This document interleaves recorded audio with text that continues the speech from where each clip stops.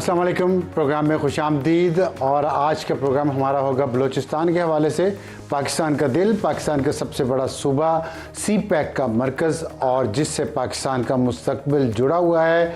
Iran और अफ़गानिस्तान के साथ उसका बॉर्डर है, अरेबियन सी के साथ उसका साहिल है, और लेकिन पूरा सूबा लहूलुहान है। उसकी वजूहात क्या हैं? हमें ज्वाइन किया है आज वज़ीर आला बलूचिस्तान सरफराज बुगटी साहब ने। उनके बारे में मैं कुछ आपको वो बातें भी बताऊंगा जो मेरे और उनके दरमियान है, लेकिन साथ जो कुछ सूबे में हो रहा है, जो गवर्नेंस के मसाइल हैं, जो वहाँ लॉ एंड ऑर्डर की सिचुएशन है और जो कुछ वहाँ पे हो रहा है, उस पर तफसील से आज उनसे बात करेंगे और पूछेंगे कि क्या वजूहात हैं जिसकी वजह से बलूचिस्तान में अमन व अमान नहीं आ रहा और वहाँ तरक्की और खुशहाली नहीं आ रही। और अगर बलूचिस्तान में तरक्की और खुशहाली नहीं आएगी तो पाकिस्तान में तरक्की और खुशहाली और अमन कैसे आ सकता है। बहुत शुक्रिया सरफराज बुगटी साहब हमें ज्वाइन करने का। और आज के इस प्रोग्राम में आपसे एक ताल्लुक़ है बहुत पुराना, 21 साल का मैं आज हिसाब लगा रहा था, और इज़्ज़त और एहतराम का ताल्लुक़ है, इस पर कोई शक नहीं है। और मैंने आपको देखा, आज आप कुछ थोड़े से थके हुए लग रहे हैं, क्योंकि ज़ाहिर है मुश्किल सूरत हाल है आपके सूबे में, बहुत बड़ी जिम्मेदारी है आपके कंधों पे, मुझे इसका एहसास है और आपका इज़्ज़त व एहतराम भी है। लेकिन ज़ाहिर है पाकिस्तान के लोगों के दिलों पे, जहनों पे बहुत सारे सवालात हैं बलूचिस्तान के हवाले से, जिसमें से कुछ तल्ख भी होंगे जो मैं आपसे करूँगा। और मुझे उम्मीद है कि आप मेरे साथ उस ताल्लुक़ की वजह से लोगों को कम से कम वो बात ज़रूर बताएंगे कि लोगों को पता चले आगे का रास्ता है क्या और हम किस तरफ जा रहे हैं, क्या हम किसी तरफ जा भी रहे हैं या एक दायरे का सफ़र हम किए जा रहे हैं। क्योंकि मैंने जब 21 साल का जिक्र किया तो मेरी नज़रों में एक वो बहुत नौजवान सरफराज बुगटी था जो ख़ुद जुल्म का शिकार रहा, उसका पूरा ख़ानदान जुल्म का शिकार रहा, और फिर अल्लाह ने आपको मौका दिया और आपके पास इक़्तिदार है। तो आपके ख्याल में सबसे बड़ा जो मसला इस वक्त है बलूचिस्तान का वो क्या है? इस तनाजुर में बताइएगा कि आज भी मस्तूंग में एक स्कूल की बस पर हमला हुआ है जिसमें बच्चे ज़ख्मी हुए हैं। कल ज़ियारत में 7 दहशतगर्द मारे गए हैं। कुछ दिन पहले ज़ियारत पे हमला करके 30 पुलिस के जवान शहीद कर दिए गए। रोज़ाना कोई ना कोई, उससे पहले एक फैमिली कराची जा रही थी, उसके मर्द को मार दिया। मतलब ये बलूचिस्तान क्या है, क्या हो रहा है ये? अफसर साहब, सबसे पहले तो आपका बेहद शुक्रिया कि जिस ताल्लुक़ का आपने ज़िक्र किया, मैं भी इसमें ज़्यादा क्रेडिट आपको देता हूं कि आपने हमेशा इज़्ज़त और एहतराम एक छोटे भाई की हैसियत से, मुझे कभी महसूस नहीं हुआ, इंसान पे मुश्किल वक्त भी आते हैं, अच्छे वक्त भी आते हैं, आपने हमेशा उस इज़्ज़त और उस ताल्लुक़ को बरकरार रखा। उसके लिए मैं ज़ाती तौर पर आपका बेहद मशकूर हूँ। और आप पर भी बहुत मुश्किलात आई, अल्लाह ताला ने आपको नई ज़िंदगी दी, तो हम आपकी उन चंद दुआओं में से थे कि अल्लाह ताला आपको सलामत रखे, उसके भी आप ख़ुद गवाह हैं। Thank you. लेकिन बात इतनी है अफसार साहब कि बलूचिस्तान को इस वक्त अगर मैं ये कहूँ कि हालात बिल्कुल ठीक ठाक है, everything is normal, there is nothing wrong, तो this will be a false statement. And I never want to tell a lie to my people living in Balochistan and living in Pakistan. बहुत शुक्रिया, बहुत अच्छी बात किया। और पाकिस्तान का जो क्राइसिस है, जो बलूचिस्तान का क्राइसिस है, उसमें फ़िक्रमंद लोग जो हैं वो पाकिस्तान भर के लोग हैं। और क्योंकि बलूचिस्तान और पाकिस्तान एक दूसरे के साथ लाज़िम मलज़ूम है। अब आपकी फ़िक्र भी जायज़, आपकी परेशानी भी जायज़। प्रॉब्लम जो है वो जो कहाँ आती है कि थोड़ा सा जो मेरा और बाकी पाकिस्तान के मानदा लोगों के साथ इख्तलाफ कह दीजिए या थोड़ा वो होता है, सूरत हाल ऐसी ब्लीक भी नहीं है, सूरत हाल ऐसी ख़राब भी नहीं है कि जिसको बंदा कहे कि यार बिल्कुल तबाही के दाने पे पहुंच गए हैं, पूरा बलूचिस्तान लहूलुहान हो गया है, ये हो गया। It is not like that. हालात ठीक भी नहीं है और हालात उतने ख़राब भी नहीं है। लेकिन और हमने ये दावा किया है कि बलूचिस्तान के हालात बिल्कुल शीरो शकर हैं। कतई कलामी की माफ़ी जी। लेकिन हमारे यहाँ से मुराद ये है कि बलूचिस्तान से बाहर पूरे पाकिस्तान में तासुर 2 किस्म के हैं। एक तो ये कि ये शायद हमसे बहुत दूर कुछ हो रहा है, हमें ये आग हम तक नहीं पहुंच पा रही, एक तासुर ये है। दूसरा तासुर ये है कि बलूचिस्तान तो बिल्कुल गया, ये तासुर है। और मैं आपको एक सहाफ़ी के तौर पे बता रहा हूँ, आज से 20-25 साल पहले मैं एक अखबार में काम करता था, एक फ़ोटोग्राफ़र को लेके, एक ड्राइवर को लेके, एक टूटी सी गाड़ी लेके पूरे बलूचिस्तान में फिरता रहा हूँ, रिपोर्टिंग की है, सब कुछ किया है। आज मैं अपनी फैमिली के साथ बलूचिस्तान में कहीं जा नहीं सकता कोई साइट सीइंग के लिए भी नहीं जा सकता, कराची से गवादर बाय रोड सफ़र नहीं कर सकता, कोयटा से खुजार या गवादर नहीं जा सकता। और जंग क्या होती है और मुश्किलात क्या होती है? मैं तो ये नहीं कह रहा हूँ कि मुश्किलात में नहीं है, लेकिन ट्राई टू अंडरस्टैंड कि जो परसेप्शन और रियलिटीज़ हैं इसमें भी बहुत बड़ा फ़र्क होता है। जो परसेप्शंस होते हैं they are always faster than realities, they are always faster than realities. अब मैं आपको हाईवेज़ की रियलिटी क्या है? रियलिटी मैं आपको बताता हूँ क्या है कि हाईवेज़ हमारी क्या है। एक हमारी हाईवे है जो हमें कोयटा से जोड़ती है कराची के साथ, एक हमारी हाईवे है जो हमें जोड़ती है कोयटा के साथ बोलान जैकबाबाद के ज़रिए, एक हमारी हाईवे है जो हमें पंजाब मुल्तान से जोड़ती है डेरा गाजी खान से, एक हमारी हाईवे है जो हमको जोड़ती है डेरा इस्माइल खान से केपी के साथ और दैन इस्लामाबाद के साथ। अब मैं वन बाय वन आता हूँ। और एक हमारी नोशकी की हाईवे है कि जो वहाँ से आती है ईरान बॉर्डर से और फिर कोयटा से कराची जाती है। अब ये सारे थाउजेंड्स ऑफ किलोमीटर्स और रियासती इदारे जो ख़ास तौर पे फ्रंटियर कोर या बलूचिस्तान की पुलिस, they have to protect each and every inch of the land. Noshki वाला जो हाईवे है, मुझे एडमिट कर लेने दीजिए कि वहाँ हालात ठीक नहीं है, उसमें इश्यूज़ हैं। ठीक है। N25 है जो हमें जोड़ती है कराची के साथ, उस पर भी काम भी चल रहा है। उसमें भी कभी कभार वाक़यात होते हैं, कुछ आ जाते हैं फिर रुक जाते हैं, लेकिन वो भी इतनी सिचुएशन ब्लीक नहीं है जैसी वहाँ नोशकी वाले में। लेट्स बी ऑनेस्ट कि वहाँ पर मसाइल हैं। अब N70 जो है जो हमें पंजाब से जोड़ रही है, उसमें दिन रात ट्रैफिक चल रही होती है। 82,000 से ज़्यादा गाड़ियाँ बोलान से जैकबाबाद के लिए जाती हैं। 82,000 गाड़ियाँ दिन में। 82,000 82,000 बोथ फेज आ जा रही होती है। अच्छा। और ये ट्रैफिक चल रही होती है। अब सिचुएशन ऐसी है कि अच्छा, दूसरा फिर एक परसेप्शन यहाँ इस्लामाबाद में जी कोई MP अपने इलाके में नहीं जा सकता, कोई MNA अपने इलाके में नहीं जा सकता, कोई ये किया जा सकता। भाई आप रिकॉर्ड चेक कर लें, सवाए 3 लोगों के पिछली सारी ईद लोगों ने अपने घरों में मनाई। अख्तर बेंगल कहते मैं नहीं जा सकता, आज बेंगल के उनके घर पे हमला हुआ, आज वर्ड पे पहुंचे। आज जिस वक्त एज वी स्पीक, इस वक्त अभी थोड़ी देर पहले वो वर्ड पहुंचे अपने घर में। शफीक बेंगल पे हमला हो गया। हमला होना तो देखिए, शफीक बेंगल साहब हमारे दोस्त भी हैं, पाकिस्तान के एक एसेट भी हैं, पाकिस्तान की एक बुलंद वॉइस भी हैं। हमले तो होने हैं, मेरे 380-90 लोग मर गए। मैं तो ये नहीं कह रहा हूँ कि बलूचिस्तान में हमले। देखिए, आप पे तो जुल्म, आप पे तो और आपके खानदान पे तो अकबर बुगटी ने भी जुल्म किया। थोड़ा सा इस पे ना, जो हम रिकॉर्डिंग के बाद इस पे थोड़ी सी करेक्शन कर लेंगे, मैं प्रोग्राम में करना नहीं चाह रहा था। ठीक है। कि हम कभी अपने इलाके से नहीं निकले, वो कलपर और रायजा निकले। हम लड़े वहाँ पर नवाब साहब के साथ, हमारी लड़ाई होती रही, सारे रियासती इदारे नवाब साहब के साथ थे, लेकिन हमने वहाँ पर लड़ाई लड़ी। हमने अपना इलाका एक दिन के लिए नहीं छोड़ा। I was a student of Quaid-e-Azam university when I left this university and I went to fight. So मेरा तजर्बा 2002 से ये सिलसिला शुरू है, 2002 से मैं ये लड़ाई लड़ रहा हूँ। अब आगे आ जाते हैं कि हाईवेज़ की सिचुएशन मैंने आपको बता दी कि हाईवेज़ की सिचुएशन एक आध जगह पे ख़राब है, बाकी जगह पर इट इज़ नॉर्मल। लेकिन आ जाते हैं, वो सड़क पे आते हैं, हमारा रिस्पांस मैकेनिज्म क्या, प्रॉब्लम क्या है? प्रॉब्लम ये है कि उन्होंने 1 इंच में आना है। अब रिस्पांस के लिए जब जॉइंट चेक पोस्ट हैं, चाहे पुलिस हो चाहे फ्रंटियर कोर हो, उन्होंने जब जाना होता है वो रास्ते में एम्बुशेस लगाते हैं। फिर ये सर्च जो आप देख रहे हैं आजकल, ये सर्च के पीछे क्या रीज़न है? अब सर भाई लेट्स बी ऑनेस्ट, हमारी यहाँ पर एक हुकूमत आई 2018 के बाद। उस हुकूमत ने ये फैसला किया कि हमने अपीसमेंट करनी है। वो उसको रिकन्सिलिएशन कहते हैं, मैं उसको अपीसमेंट कहता हूँ। दुनिया की कोई एक रियासत मुझे बता दें जिन्होंने दहशतगर्दों के सामने अपीसमेंट की हो, मासवा हमारे TTP को लेके आए। TTP को लेकर आए। अब TTP का क्योंकि आप सारे पाकिस्तान को पता है, क्योंकि आप सब उसको दहशतगर्द कहते हैं। BLA की अपीसमेंट कब की? हाँ, BLA की अपीसमेंट की। कितने लोगों को छोड़ा? आज ऐसे ऐसे लोगों को छोड़ा कि मैं आपको लिस्ट प्रोवाइड कर सकता हूं कि जिनको छोड़ा गया और उनको दोबारा उन्होंने जाके तबलीगी जमात ज्वाइन नहीं की, वो दोबारा BLA में ज्वाइन किया, दोबारा उन्होंने BRA ज्वाइन किया, दोबारा उन्होंने डिफरेंट टेररिस्ट ग्रुप्स ज्वाइन किए। अब क्या होता है कि बलूचिस्तान की खबर जैसे यहाँ से अच्छी खबर नहीं आती है, तो ये वाली खबर भी नहीं आई। एक तो उसकी वजह थी कि इस खबर में आप लोग ये तो पहली दफा बता रहे हैं जी कि जिससे TTP को अपीस किया गया, BLA को भी किया गया, सेम इसी तरह किया गया।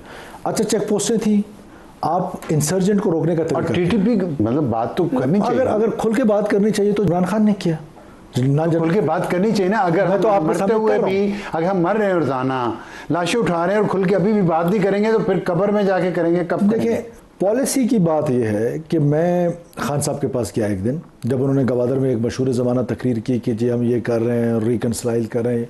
आई myself went to him और मैंने कहा खान साहब, एक और हमारे दोस्त जो बाद में साबिक वज़ीर आज़म बने वो साथ थे। मैंने कहा खान साहब, व्हाट आर यू डूइंग? ये ठीक पॉलिसी नहीं है। इससे आपने इससे पहले फलाने ने करके देखा, फलाने ने करके देखा, फलाने ने करके देखा, फलाने ने करके देखा, और उस सब में रियासत का नुकसान हुआ है। ठीक है। तो उन्होंने मुझे इन्वर्टेड कॉमर्स में अफसार साहब कहा कि सरफराज लोग आई एम एंटी वॉर। मैंने कहा खान साहब, Imran Khan can be anti war but my prime minister can not be. He has to defend me, he has to defend my dignity, he has to defend my property. मैं as a citizen of Pakistan, आप anti war आप जाती तौर पे नहीं हो सकते हैं, लेकिन एज प्राइम मिनिस्टर आपको एंटी वॉर, दहशत गर्दों के खिलाफ एंटी वॉर हैं, लेकिन रियासत पाकिस्तान के खिलाफ एंटी वॉर नहीं है। एंटी वॉर नहीं है, वो एक अलग एंटी वॉर, वो that is another subject. Contradiction है, कॉन्ट्रडिक्शन है, और उनकी पर्सनैलिटी में बहुत सारी कॉन्ट्रडिक्शंस है। नॉट ओनली दिस, उनकी पर्सनैलिटी में हमेशा हमने कॉन्ट्रडिक्शंस बहुत सारी। आपके ख्याल में उनकी इस पॉलिसी ने बलूचिस्तान को मौजूदा सूरत हाल में लाने की जिम्मेदार है? देखें, बलूचिस्तान की मौजूदा सूरत हाल की जिम्मेदार दो लोग हैं। एक ये जो अपीजमेंट की पॉलिसी उन्होंने की, जनरल फैज साहब के साथ मिलके की, अकेले की, वो उनको पता और जनरल फैज साहब को पता, वो ये उनका जवाब दे सकते हैं। दूसरा जो था, ये जो नेटो फोर्सेस का विड्रॉल हुआ, अक्सर लोग कहते हैं कि जी नेटो शायद जानबूझ के ये छोड़ गए। नहीं भाई, अफसार साहब, उन्होंने इक्विप किया एक अफगान नेशनल आर्मी को फॉर 30 लॉन्ग ईयर्स, कि उन्होंने 30 साल अपने काबुल को डिफेंड करना है। वो 30 घंटे भी उसको डिफेंड नहीं कर सके। ठीक है। और वो जो गैजेट था, वो सारा गैजेट ब्लैक मार्केट में अवेलेबल हो गया, और वो रॉ ने खरीद के इन बलोच सेपरेटिस्ट को, और इवन जो पश्तून इलाके में इंसर्जेंसी चल रही है, इनको देना शुरू कर दिए। Imagine for a second, a security personal, IFC personal has been hit from 4 kilometers through a night gadgetry. 4 kilometre? From 4 kilometers. अब आप मुझे बताएं कि एक चेक पोस्ट और दूसरे चेक पोस्ट के दरमियान ये जो 4000-5000 किलोमीटर्स के हाईवेज है, ये ह्यूमनली इनको ऐसे हर एक सिपाही नहीं खड़ा था। आपने सिक्योर इन्वायरमेंट, मैंने आपकी ये बात समझ गया जी, जितनी आपने सिक्योरिटी सिचुएशन की बात की है मैं समझ गया हूँ। और पूरी दुनिया में कहीं भी नहीं हो सकता कि आप एक एक इंच को सिक्योर करें फिजिकली जाके। इसके साथ बहुत सारे और एलिमेंट्स भी तो हैं, एक खुलूस नीयत भी है, एक पॉलिसी है, एक स्ट्रेटजी है, एक गवर्नेंस है।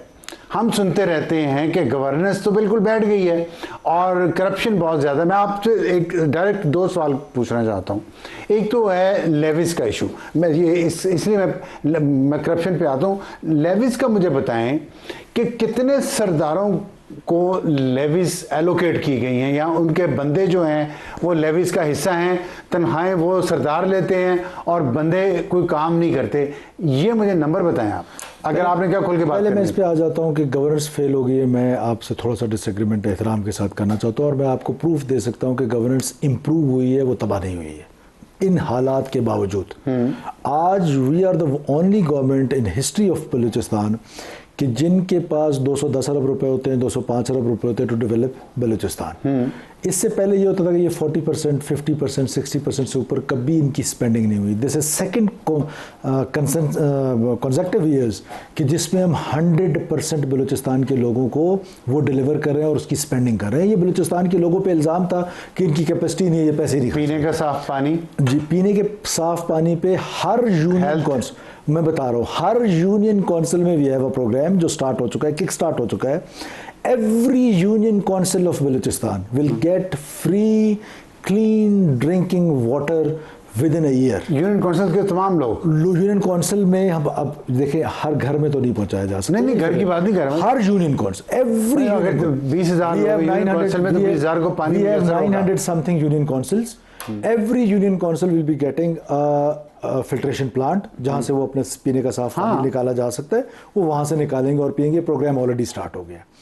अब आप आगे चलें, बलूचिस्तान के 3200 स्कूल बंद थे। आज मैं आपको दावे से कह रहा हूं, कोई मुझे चैलेंज कर दे कि हमने उन तमाम बंद स्कूलों को खोला। आज बलूचिस्तान में कुछ लोग कहते हैं 99%, मैं कहता हूं 100% स्कूल खोले। क्यों 99? इसलिए कि पॉलिटिकल मोटिवेशन थी, कोई ब्यूरोक्रेटिक स्टूडेंट्स हैं उनमें। जी, स्टूडेंट्स हैं और टीचर भी हैं। जी, मैं उस पर तो टीचर क्या पढ़ा रहे हैं उनको? मुझे आने दें प्लीज, पसंदी या मुझे कंप्लीट करने दें। अब वो जो 3200 स्कूल थे वो सारे के सारे खुल गए। कैसे खुले? कैसे खुले? 2-4 स्कूल रह गए। कैसे कि एक ही गली में 2 स्कूल बना लिए, किसी ने पॉलिटिकल मोटिवेशन थी, ब्यूरोक्रेटिक गलती थी या कुछ और था। I don't want to blame anybody, हर एक ने अपने अलग टाइम पे आके ठीक काम किया होगा। हमने उन स्कूलों के अलावा जो एक ही गली में 2 थे उसमें हमने एक सेलेक्ट कर लिया। इस वक्त बलूचिस्तान के सारे स्कूल जो है वो खुल चुके हैं। कैसे खुले? 16,000 की टीचर की रिक्रूटमेंट हुई है, और उन 16,000 के रिक्रूटमेंट में ये जो स्टेट का यूथ की डिसइंटीग्रेशन है या ट्रस्ट डेफिसिट है, वो क्यों है? करप्शन, मेरी पहले दिन की स्पीच सुन ले, करप्शन, बैड गवर्नेंस, ये उसमें एडिशनल रीजन ये नहीं है लड़ने की। जो लड़ रहा है वो कहता है मैं बलोच आइडेंटिटी पे लड़ रहा हूं, लेकिन हम यहां पर बैठ के सारे कंफ्यूज हैं कि इस वजह से ये उसको ऐड ऑन करते हैं। आज आप बैड गवर्नेंस करेंगे, ये ऐड ऑन करते हैं। मैं आपको चैलेंज दे रहा हूं, टीवी पे बैठ के कोई एक बंदा मुझे चैलेंज कर दे कि ये जो भर्तियां हुई हैं कॉन्ट्रैक्ट पे, जो हमने कॉन्ट्रैक्ट पॉलिसी अपनाई, जो हमारी गवर्नमेंट में हुई, जो पिछली गवर्नमेंट में हुई, मैं उसका जिम्मेदार हूं। ठीक, ये बात सुन ले, ये छोटी बात नहीं है बलूचिस्तान के लिए। मेरा भाई अफसार आलम साहब, मैं आपको कसमियां कहता हूं, बच्चियां अपनी बालियां बेच के नौकरियां लेते थे। आज रिश्वत थी। आज 99.99% मेरिट पे लोग भर्ती हुए। अच्छा, फिर एक सवाल यहाँ पे पूछ लूं जी। अगर इतना मेरिट इंश्योर किया आपने एजुकेशन में, और हेल्थ पे भी आता हूँ, तो फिर ये पॉजिटिव सेंटीमेंट क्यों नहीं क्रिएट कर पा रहा? हम यहाँ इस्लामाबाद में बैठ के इस बात पर कि अनपैरेलल डेवलपमेंट है, स्कूल नहीं है, अस्पताल नहीं है, तो इसलिए लड़ाई है। ये सैदपुर विलेज हमसे कितना दूर है जिधर मैं और आप बैठे हुए हैं? 2 किलोमीटर। तो वो लोग आके इधर आपको कत्ल करना शुरू कर दें, इस्लामाबाद वालों को, E7 वालों को, तुम तो डेवलप्ड हो, मैं पीछे रह गया हूँ। बाराको कितना दूर है? ये अनपैरेलल डेवलपमेंट बलूचिस्तान का नहीं, पूरे पाकिस्तान का मसला है। जो कराची में डेवलपमेंट है वो कश्मीर में है। नहीं, मैं बात आपकी समझ गया। अब आगे नेशन स्टेट बनाना चाहते हैं, आगे चल। उससे आप कैसे उन्हें? जी मैं बता रहा हूं। अब उसका सोल्यूशन सिर्फ एक है जी। एक वो लोग हैं जिन्होंने those who took arms against state of Pakistan, ठीक है, उन्होंने तो मरने और मारने दोनों का फैसला कर लिया। उनको तो आपने सेग्रीगेट करके अलग कर दिया। अब वो बच्चा, वो बच्ची, या वो नौजवान, या वो पॉलिटिकल वर्कर, या वो पॉलिटिकल लीडर जो पाकिस्तान के अंदर रह के पॉलिटिक्स करना चाहता है और वो स्टेट की तरफ उसका मिसट्रस्ट है, उसको कैसे ठीक करना है? उसका वे फॉरवर्ड क्या? उसका वे फॉरवर्ड सिर्फ 2 है। वन इज मेरिटोक्रेसी, कि आज बलूचिस्तान में, मैं आपको दावे के साथ कह रहा हूं, जाके चैलेंज कर लें, एक डिप्टी कमिश्नर, एक डिस्ट्रिक्ट पुलिस ऑफिसर जो SP आप कहते हैं या DPO इसको कहते हैं, किसी पॉलिटिशियन की मर्जी का नहीं है।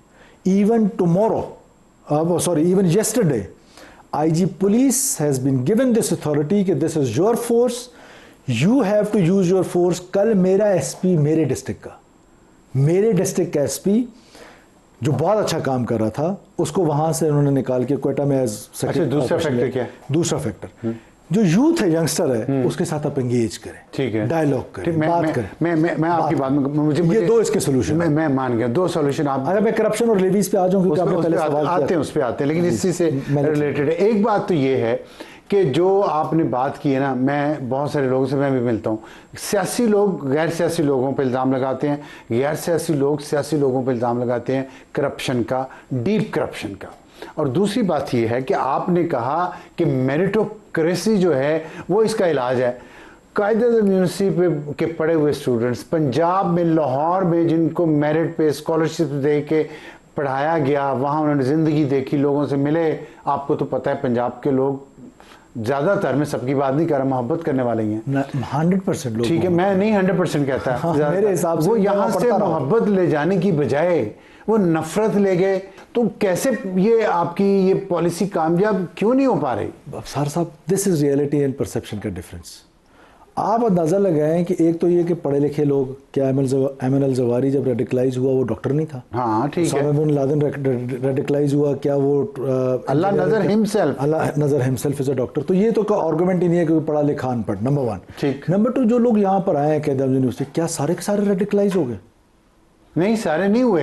क्या सारे के सारे पंजाब से वापस जाके रेडिकलाइज हो गए? नो, एक मुनज़्ज़म साजिश है। प्लीज़ ट्राई टू अंडरस्टैंड कि जो स्टूडेंट जाता है, जो किसी ज़माने में विद सद एहतराम जमीयत के साथ, जमीयत उलमा इस्लाम, ये जो जमात इस्लामी की जो स्टूडेंट, इस्लामी जमीयत तलबा, वो एक क्या करते थे, जब बच्चा आता था उसको पहले दिन से अपने फोल्ड में लेते थे। अब ये स्टूडेंट काउंसिल्स बनी, जब 2003 में बन रही थी, तो हम उन लोगों में थे जिन्होंने उस वक्त आइडेंटिफाई किया कंसर्न लोगों को कि ये एक बहुत बड़ा जुल्म होने जा रहा है, प्लीज़ इसको रोकें। अब होता क्या है कि एक बच्चा, अफसार साहब, जब मैं पहली दफ़ा न्यूयॉर्क जा रहा था, एज मिनिस्टर जा रहा था, कि मैं कॉन्फिडेंट नहीं था कि मेरे साथ क्या होगा इमिग्रेशन पे, मैं आगे होटल तक कैसे जाऊंगा, मैं कॉन्फिडेंट नहीं था, लेट्स बी ऑनेस्ट। ठीक। या मैं पहली दफ़ा जब लॉरेंस कॉलेज जा रहा था, तो मुझे बलोची के अलावा कोई ज़बान नहीं आती थी, तो मैं कॉन्फिडेंट नहीं था। हुआ होता क्या है, जो बच्चा आज गवादर से, कोलू से, बहुत डिफरेंट जगहों से निकल के पंजाब यूनिवर्सिटी पहुंचता है, द मोमेंट वो गेट पे एंटर होता है उसको आगे नजर आता है उसी के शक्ल जैसे लोग, उसी का लिबास पहना हुआ है, उसी की तरह जबान बोल रहे हैं, उधर ही से उसको अपने फोल्ड में लेते हैं। इसका सॉल्यूशन जी, इसका सोल्यूशन भी मैं आ जाता हूँ, उसी फोल्ड में ले लेते हैं। फिर आगे जाके क्या करते हैं कि उसका रूममेट किसको बनाते हैं। मैं समझ गया, मैं सब कुछ करते हैं। अब उसका सोल्यूशन जी, उसका सोल्यूशन ये है कि we had lengthy sessions with the vice chancellors, with जो एजुकेशन मिनिस्टर पंजाब हैं और बाकी लोग हैं, फेडरल एजुकेशन मिनिस्टर हैं, उनके साथ हमारी इस टॉपिक पे बहुत सारी चीज़ों पे हम उसके सोल्यूशन पे जा रहे हैं, ढूंढ रहे हैं कि किस तरीके से इसको इस तरीके से मैनेज करें कि बच्चा डिसऑर्ट भी ना हो, क्योंकि ये बच्चे हैं, हमारे ही बच्चे हैं, जैसे भी आपने तो प्रोफेसर पकड़ा वहां से कोयटा से। प्रोफेसर, अब देखिए बच्चे तो जाहिर है बच्चे हैं। अब यही तो कहने का मेरा दुख ये है कि आप इस लड़ाई को समझने की कोशिश करें कि ये लड़ाई, मैं चाहता हूँ समझना, आप बल्कि आप पूरी कौम को समझना इसलिए ज़रूरी है कि ग्रे में ऑपरेट करें और कौम की अंडरस्टैंडिंग का इससे अंदाज़ा लगाएं कि हम इतने ड्यूल माइंडसेट में हैं। मुझे आज खुल के कहने दीजिए कि कहें ना आप पॉलिटिशियंस हमारे कंफ्यूज्ड, हमारे इंटेलिजेंशिया कंफ्यूज्ड, हमारा मीडिया कंफ्यूज्ड, हमारे judiciary confused, everyone is confused regarding Balochistan. For example, Pakistan की कॉन्स्टिट्यूशन के बाद सबसे अहम डॉक्यूमेंट नेशनल एक्शन प्लान है। नेशनल एक्शन प्लान से बढ़कर तो कुछ नहीं है ना। नेशनल एक्शन प्लान टेररिज्म के हवाले से, नेशनल एक्शन प्लान में हमने जो मजहब के नाम पे टेररिज्म था, जिसका मजहब से कोई ताल्लुक नहीं है, उसको हम सब ने मिलकर कहा जी इसको मारो, इसके साथ लड़ाई करो। और ये जो बलोच कौम परस्ती, सो कॉल्ड बलोच कौम परस्ती, ये बलोच कौम परस्ती नहीं है, ये पेट परस्ती और इंडियन रॉ के प्रॉक्सीज हैं। इनके साथ जो लड़ाई है, इनके साथ डायलॉग करो। तो इससे बड़ी कंफ्यूजन या ड्यूल माइंडसेट में कौन सी नेशन बड़ा अहम आपने ये नुक्ता उठाया है, लेकिन आपसे भी बात करनी है टू सीज पे, करप्शन और जो कंफ्यूजन है पॉलिसी मेकिंग पे, एक छोटे से ब्रेक के बाद। प्रोग्राम में दोबारा खुशामदीद। जो ख्यालात हैं वो हैं तो पुराने, लेकिन इस तरह की जो सोच है वहाँ की पुरानी सियासी लीडरशिप की, उसको कैसे काउंटर कर पाएंगे आप? देखिए, ये अब पुरानी नई बात नहीं है, ये पुरानी से शुरू हुई है और अब नई बात भी इस वक्त मौजूदा, जिस वक्त एज वी स्पीक, वो नहीं कह रहे कि हमारी सड़कें बना के दो। इसको कैसे काउंटर कर सकते हैं? जबकि हमारे यहाँ आपने बताया कि कंफ्यूजन है पॉलिसी लेवल पे। अब ये कंफ्यूजन देखें ना, आपको नजर आई ना कि ये कंफ्यूजन ऐसे है कि वो बलोच कहता है कि मैं इस बुनियाद पे लड़ रहा हूँ कि मैंने आपका वतन तोड़ना है जी, और आप यहाँ बैठकर इस बात पर कंफ्यूज हैं कि वहाँ पर स्कूल नहीं है, वहाँ पर अस्पताल नहीं है, वहाँ पर सड़क। आपसे मुराद पूरी इधर सोसाइटी की बात करो। अब आपने सोल्यूशन पूछ लिया, मैं आपको सोल्यूशन बता देता हूँ। कन्विंस तो उन्हें करना है ना जी, उनको कन्विंस करना क्यों जरूरी है? आपने दो हिस्से किए थे, आपने कहा एक ने तो हथियार उठाए हुए, उन्होंने लड़ना मरना है, ये वो लोग, लेकिन एक आबादी है पूरी जो लड़ना मरना नहीं चाहती, लेकिन उनके पीछे या हमदर्दियां हैं या सोच है, उस सोच को कैसे बदलें? मैं आपको बता दूं, 3 तरीके हैं जिस पर इस वक्त मौजूदा तौर पे हमलावर हैं पाकिस्तानी रियासत को तोड़ने के लिए। नंबर 1 इज वायलेंस, कि वायलेंस इतना कर दो, मासूम पंजाबी को कत्ल कर दो, बार्बर को कत्ल कर दो, टीचर को कत्ल कर दो, डॉक्टर को कत्ल कर दो, इसको मार दो, उसको मार दो। 1 नंबर 2 उनके लेजिटिमेट वॉइसेस, वो लेजिटिमेट वॉइसेस जो सोशल मैनूवर करते हैं, वो जो ही इधर बलूचिस्तान में आपको नजर आता है कि कोई मसला होता है, ऑल ऑफ सडन आपको मेन स्ट्रीम मीडिया में भी नजर आने लग जाते हैं। ऑल ऑफ सडन वो इस सारे वायलेंस को रैशनलाइज करते हैं अंडर डेवलपमेंट के साथ, कि जी वहाँ पर तरक्की नहीं है, वहाँ पर ह्यूमन इंडेक्स ये है, वहाँ पर ये है, वहाँ पर वो है। वो दरहकीकत इस वायलेंस को रैशनलाइज करते हैं और उनके लेजिटिमेट वॉइसेस हैं। बिकॉज बशीर ज़ेब क्या इस्लामाबाद प्रेस क्लब में आके आपके साथ प्रोग्राम कर सकता है, लेकिन बहुत सारे ऐसे लोग हैं जो उनकी वॉइसेस हैं, वो कर सकते हैं, तो वायलेंस को रैशनलाइज करें। Number 2 is social manoeuvre. ठीक। 3rd is social media, which is the most dangerous medium, because उसमें क्या है कि यंगस्टर्स के पास ये सारी चीजें मिली हुई हैं और इनके जो हैंडलर्स हैं वो सिटिंग अब्रॉड, और वहाँ से पूरा मवाद लेकर मीडिया का, बलूचिस्तान में एज अबसार आलम आप उतरेंगे तो मेरा भी एक टिकटॉक अकाउंट है, लेकिन किसी और का भी है जो कोई प्रो स्टेट आदमी है, लेकिन आपको फौरन वहाँ पर एंटी स्टेट मवाद मिलना शुरू हो जाएगा। इसके पीछे कोई माइंड तो है ना कि वो उस माइंडसेट को चला रहे हो। तो आजकल तो एआई का ज़माना है, मैं सोचता हूँ कि मैंने गाड़ी खरीदनी है, उस गाड़ी का इश्तेहार आधे घंटे बाद आ जाता है। मैं एक अब लास्ट अब इसका सोल्यूशन क्या है?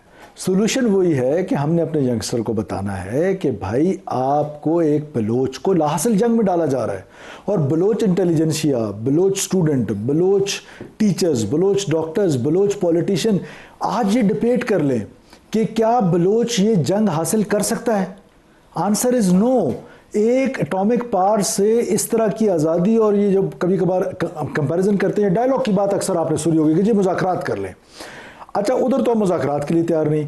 इधर पंजाब में जो कुछ हो रहा है, अगर वहाँ पर जो टेररिज्म तो नहीं हो रही, जो क्रिमिनल एक्टिविटीज़ हैं उनके खिलाफ एक स्पेशल फोर्स बनाई जाती है और वो जो कुछ कर रही है, अच्छा बुरा, मैं उस डिबेट में भी नहीं जाना चाहता। लेकिन जो मेरे ज़ाती दोस्त है, कुछ ऐसे दोस्त हैं, मैं उनको अक्सर कहता हूँ मैं तुम्हें कोड करूँगा, पर आज आपके प्रोग्राम में कोड नहीं करूँ। मेरा पीपल्स पार्टी का बहुत प्यारा दोस्त है, वो समझ गया होगा, आपके प्रोग्राम में बहुत आता है। तो वो मुझे कहता है कि जा रहा था अपने घर रात को 12 बजे मेरे घर खाने के बाद, उससे पहले वो मुझसे ये डिबेट कर रहा था कि यार मुज़ाकरात में, कहता था किससे मुज़ाकरात करूं।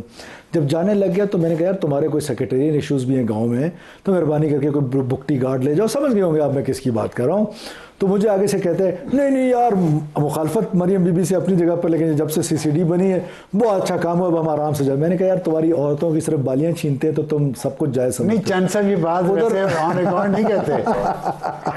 मैंने कब कहा आप नाम ले ले, मैंने लिया, आपने नहीं लिया। मेरा दोस्त है, मुझे खा जाएगा। नहीं नहीं खाते, चंद साहब बहुत प्यारे इंसान है, वो खाते नहीं है और ना खाते हैं ना खिलाते भी नहीं, वैसे बुलाते नहीं अपने गाँव। My best friend. लेकिन आपका बेस्ट फ्रेंड हमेशा वो रहे। मैं एक सवाल करना चाहता हूँ, जी प्लीज, है दिल से, लेकिन आपको बुरा ना लगे। मैं खुदा कसम, मुझे कोई सख्त सवाल हो ज़्यादा अच्छा लगता है। ठीक, नहीं सख्त नहीं है, लेकिन सही सवाल है जी कि मैं अपनी हुकूमत, वफाकी हुकूमत हो या सूबाई हुकूमत हो या कोई इदारे हों, मैं एक जनानी कहने लगा था, नहीं कहना चाहिए, हर वो शिकायतें ही करते सुनता हूँ, हमारा दुश्मन इसके पीछे है, हमारा फलाना दुश्मन इसके पीछे है। आप एक दुश्मनदार आदमी हैं, आपने तकलीफ़ें उठाई हैं, दुश्मनियाँ निभाई हैं। कोई जिसकी दुश्मनी हो उसको ज़ेब देता है उसकी दिलेरी को या उसकी बहादुरी को या उसकी विजडम को, कि दुश्मन उसको आके मुक्का मारे और उठ के वो शिकायतें लगाना शुरू कर दे कि इसके पीछे तो मेरा दुश्मन है। भाई हम फिर क्या कर रहे हैं? अगर हमारा दुश्मन ये सब कुछ किया जा रहा है पिछले 25-30 साल से तो खैबर पख्तूनख्वा में और 50 साल से बलूचिस्तान में, तो हम क्या कर रहे हैं? हमें पता है ये हमारा दुश्मन है, हमें फूल नहीं भेजेगा, हमारी स्ट्रैटेजी पॉलिसी किधर है? मैं बहुत ही कंट्रोवर्शियल बात करने लगा हूँ आपके सवाल के पीछे। इंडियन न्यूज़ चैनल्स में, उनके प्रोग्राम्स में यही बात चल रही होती है कि ये कुछ हमारे साथ पाकिस्तान कर रहा है, ये कुछ पाकिस्तान कर, लेकिन बल्कि हमारे केस हमारे जो कर रहे हैं वो ओन कर रहे हैं। हमारे केस अजीत डोभाल ने ओन किया इसको। अब हमारे केस फिर भी हमें शर्म नहीं आती है बात करते हमारे केस में, शिकायतें करते हैं दुश्मन। हमारे केस में दुश्मन की शिकायत करना अलग बात है, लोगों को अंडरस्टैंड कराना एक डिफरेंट बात है कि आप अपने लोगों को तो बताएं कि who is behind this intelligence driven war. हमें याद हो गया, एग्जांपल देता, हमें याद हो गया जुबानी, हम कहते हैं हम किधर हैं इनका मुकाबला करने के लिए। हम किधर हैं कि हमने 1000 बंदा पिछले 1 साल में हार्डकोर टेररिस्ट मारा है, 1 साल में, जिनकी डेड बॉडीज हमारे पास है। सर मारने से नहीं ना देखें, अब दोनों तरीके ना, ये सिक्योरिटी का पैराडाइम और डेवलपमेंट का पैराडाइम, इससे पैरेलल चल रहा है। सिक्योरिटी के पैराडाइम का साथ आपने जो मीडिया की बात की है, सोशल मीडिया की बात की है, ये साजी की बात की है, करप्शन की बात की है, अभी हम उस पे आए नहीं है, लेवीज और करप्शन पे मुझे एक पॉइंट में करके फिर उसके पे आ जाऊंगा। ये जो पैराडाइम है सिक्योरिटी का और डेवलपमेंट का, ये इससे पैरेलल चलना है, बलूचिस्तान में ये दोनों ने चलना है। अब मैं आ जाता हूँ करप्शन पे। मेरा पहले दिन की अगर आप तकरीर सुने असेंबली में, तो मैंने कहा मेरे पास 3 चैलेंजेस हैं जो मैं हुकूमत करने जा रहा हूँ। 3 चैलेंजेस को लेके जा रहा हूँ। 1 is terrorism, 2 is corruption, 3 is climate change. उन 2 पे बात छोड़ देते हैं, करप्शन पे बात कर लेते हैं। अब करप्शन बलूचिस्तान में लेजिटिमेट करप्शन थी। अब उस करप्शन को रोकने का तरीका क्या है? मैं अगर आज को बलूचिस्तान में करप्शन खत्म हो गई तो मैं जख मार रहा हूँ, मैं झूठ बोल रहा हूँ। लेकिन अगर मैं ये कहूँ कि ये पहले से कम हुई है, तो मुझे कोई सेकंड नहीं कर सकता है। मेरा ख्याल है ये पहले से कम हुई है। अब कैसे? आज आपने अपने डिजिटल रिफॉर्म्स शुरू कर दिए हैं। आपका PND डिपार्टमेंट पूरे का पूरा जो प्लानिंग डिपार्टमेंट है वो डिजिटलाइज हो चुका है। आपका फाइनेंस डिपार्टमेंट जहाँ से कमीशंस और ये सारी चीज़ें होती थी वो डिजिटलाइज हो चुका है। बीच में से AG ऑफिस जा चुका है। अब डायरेक्ट अकाउंट्स में पैसे जाते हैं ठेकेदार के और 1 क्लिक के साथ जाते हैं, किसी को कोई ह्यूमन इन्वॉल्व नहीं है।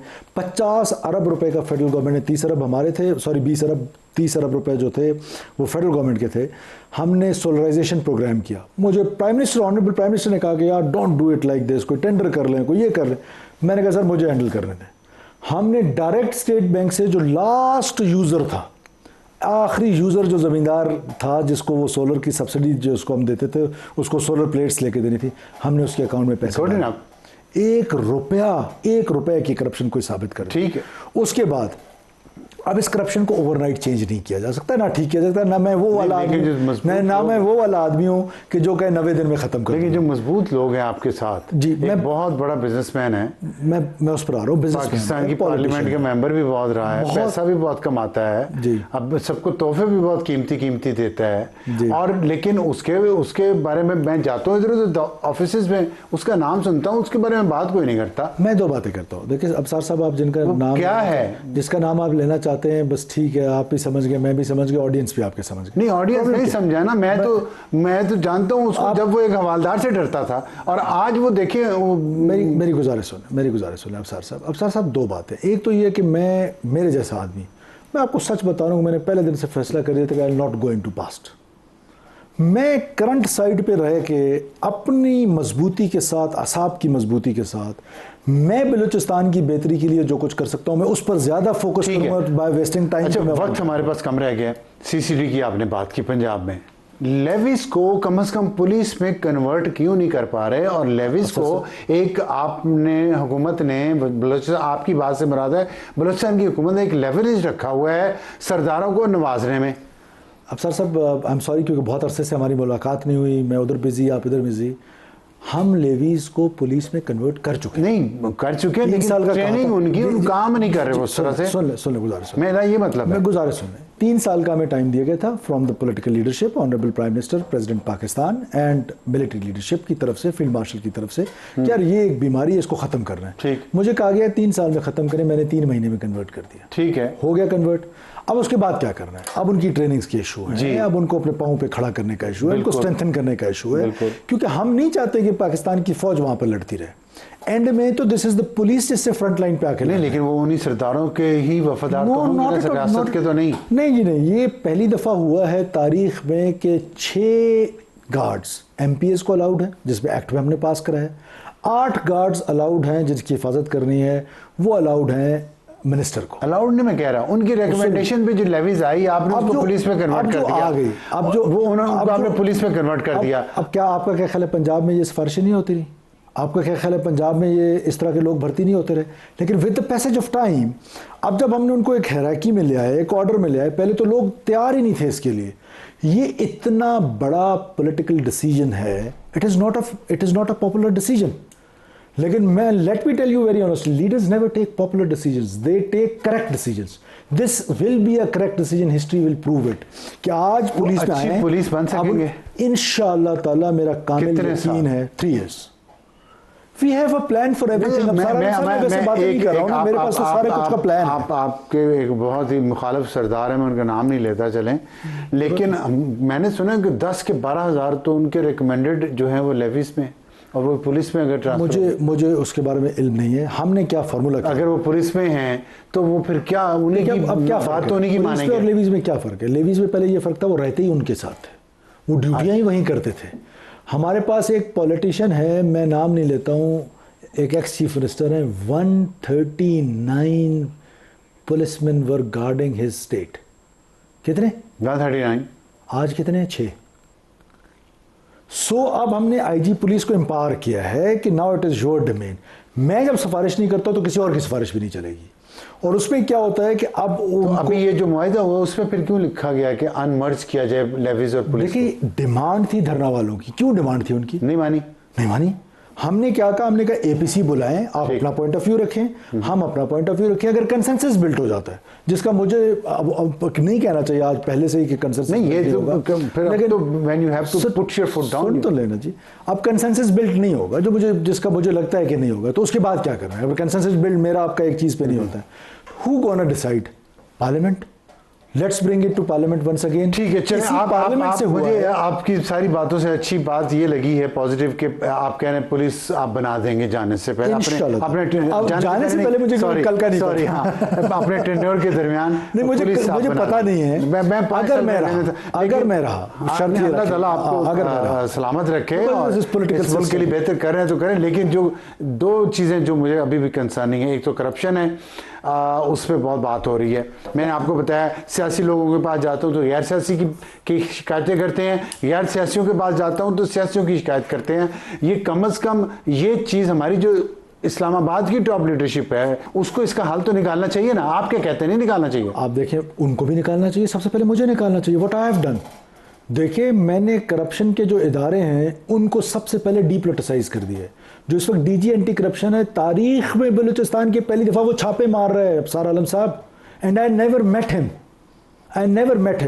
जो CMIT है जिसका काम इंस्पेक्शन है, मोहम्मद अली काकड़ साहब हैं, बलूचिस्तान का कोई एक शख्स कह दे कि मेरा बदतरीन से बदतरीन मुखालिफ कह दे कि ये किसी की सिफारिश सुन लेता है, मैं जुर्माना दूंगा।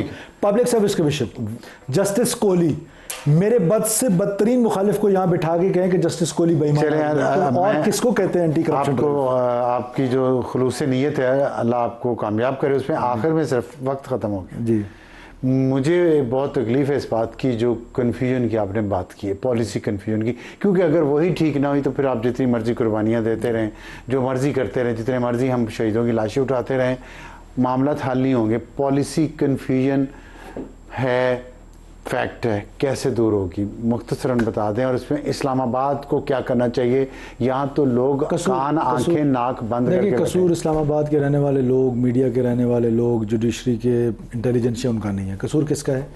30 लॉन्ग ईयर्स आपको एक ही नैरेटिव दिया जाता रहा। आप जरा निकाल लें, पिछले 2 साल का निकाल लें। जब कोई धमाका होता है, जब कोई बलूचिस्तान में इशू होता है, एक तो मीडिया को याद ही बलूचिस्तान की तब आती है जब बलूचिस्तान में कोई इशू होता है। उसके बाद आप ये इससे अंदाजा लगा लें कि आता कौन है टीवी पे। उनके लेजिटिमेट वॉइसेस को जो स्पेस दी जाती है, एक तो unfortunately we are very less, जो पाकिस्तान की बात करते हैं। Why we are very less? 2 reasons है। 1 कि अपना political capital, because our narrative is not popular. मेरा political capital is not important then my state. लेकिन माय 75 इयर्स ओल्ड मरकज को हैंडहोल्डिंग तो करनी चाहिए ना। या अरबों रुपए के प्रोजेक्ट्स चल रहे हैं, अरबों रुपए के प्रोजेक्ट्स चल रहे हैं, इतनी बड़ी बड़ी गाड़ियों में यहाँ सिर्फ इस्लामाबाद और लाहौर में फिरा जाता है, तो इस बलूचिस्तान की हैंड होल्डिंग मरकज क्यों नहीं कर रहा? देखिए, बात इतनी है, अगर आपको नैरेटिव देखिए, नैरेटिव इंपॉर्टेंट है ना। बलूचिस्तान को आइसोलेशन में नहीं दिया देखा जा सकता। बलूचिस्तान को जब तक फेडरल गवर्नमेंट की सपोर्ट नहीं होगी, चाहे वो नैरेटिव का डोमेन हो, चाहे वो डेवलपमेंट का डोमेन हो, चाहे वो और डोमेन्स हो, ठीक, जब तक ये हैंड होल्डिंग नहीं होगी, आई 200% एग्री, बलूचिस्तान अकेले 200 अरब के साथ आप 47% को देना चाहते हैं, इम्पॉसिबल। तो इस वक्त जितनी जरूरत बलूचिस्तान को है पाकिस्तान की, उससे ज़्यादा पाकिस्तान को ज़रूरत है बलूचिस्तान की। मुझे उम्मीद है कि सरफराज बुगटी साहब ने जो दिल से बातें की हैं, खुल के की हैं और इस्लामाबाद में बैठ के की हैं, उम्मीद है कि इस्लामाबाद आवाज़ सुनेगा, बलूचिस्तान की हैंड होल्डिंग करेगी, क्योंकि बलूचिस्तान अपने पाँव पे खड़ा होगा तो पाकिस्तान खड़ा होगा। मैं यही कर सकता हूँ, यही कह सकता हूँ। और I can just flag issues, policies बनाना, उन पॉलिसीज़ की कन्फ्यूजन दूर करना, 3-4 साल बाद कोई नया सेटअप आए, वो नया अपना ख्वाब लेके आ जाए, तो फिर बलूचिस्तान में तो पिछले 50 साल से यही होता आ रहा है। और इसके साथ ही इजाज़त और खुदाफिज।